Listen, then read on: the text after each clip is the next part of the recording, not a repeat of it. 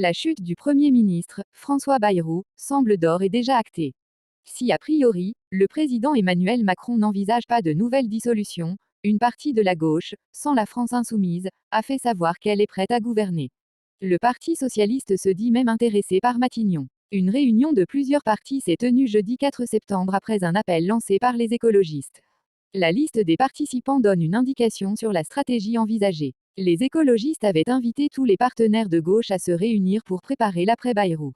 Jeudi, autour de la table, se sont donc réunis les écologistes, les socialistes et les communistes, mais aucun membre de Place Publique ni de la France Insoumise, LFI.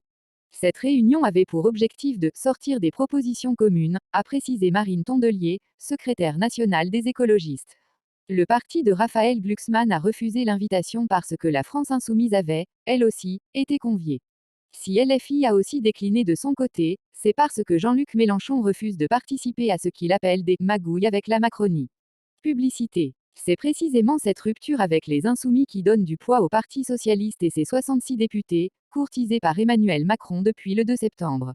Des obstacles importants. Les obstacles restent toutefois importants à la lecture des contre-budgets des participants à la réunion de jeudi, parmi lesquels les taxations accrues des plus riches ou des oppositions à la dernière réforme des retraites à 64 ans.